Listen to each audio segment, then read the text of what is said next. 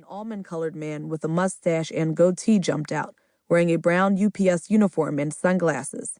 He headed up the block, carrying a box, and stopped in front of Louis Frank's Diamonds, a boutique jewelry store that catered mostly to entertainers and sports stars.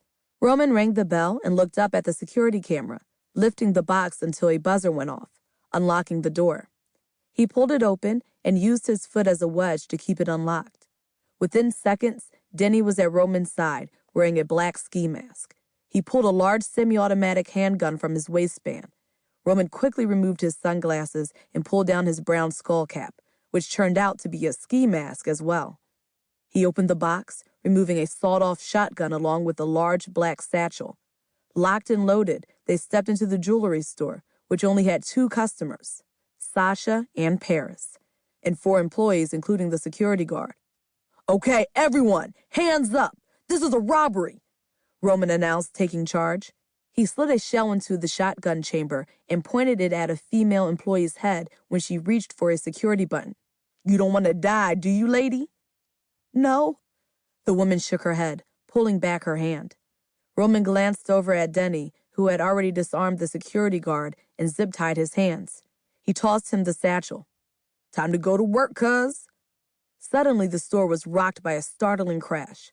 Denny was smashing the showcases with his gun and dumping trays of jewelry into the black satchel as Roman covered everyone with his shotgun.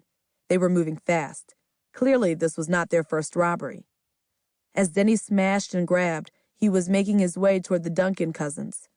Sasha casually slipped her hand into her oversized purse and wrapped her fingers around the 9mm handgun she carried at all times. Unbeknownst to the boys, she and Paris had been trained in cheese finishing school in Paris, one of the world's most renowned mercenary and tactical training schools. Taking these amateurs down was going to be a piece of cake. Sasha was about to spring into action when Paris, whose trained eyes had been studying both boys since the minute they walked in the door, calmly grabbed her cousin's wrist and shook her head. Reluctantly, Sasha backed down and watched Denny smash the showcase in front of them and clean it out. "Time to go, cuz," Roman shouted, looking out the window. "Our ride's here." "I'm done," Denny replied, looking over at Paris. Their eyes met for a brief moment. "Then let's get the fuck out of here," Roman said, backing up toward the exit. Denny headed for the door, and just like that, they had cleaned the place out and were gone. As the store employees scrambled to call the police and untie the security guard, a confused Sasha turned to Paris and said, "What the fuck was that? I could have stopped them." "For what?" "They didn't rob us. Last time I checked, your ass wasn't Supergirl, and I damn sure ain't Wonder Woman." Paris glared at her defiantly. Sasha shot back. "Paris, they just cleaned this place out. We should have let them just get away like that." "Why not? Nobody got hurt other than the security guard's ego." Paris shrugged. "If you had taken them down, we'd be dealing with the police for the next 5 hours and probably have our faces all over the 6 o'clock news." She gave her cousin a pointed look.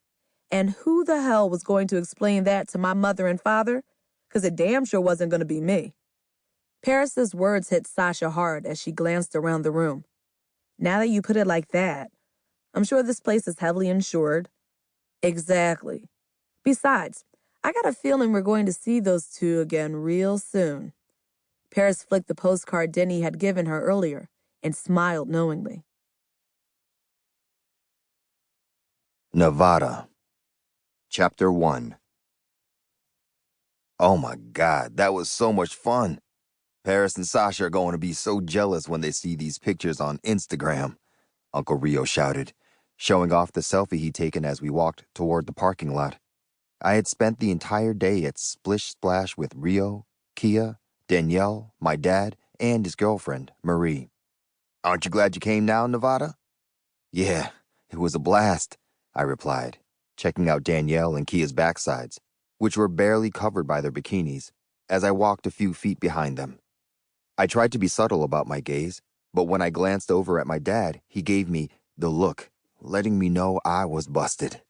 I swear between him, my mom, and my grandmother, there were always eyes on me.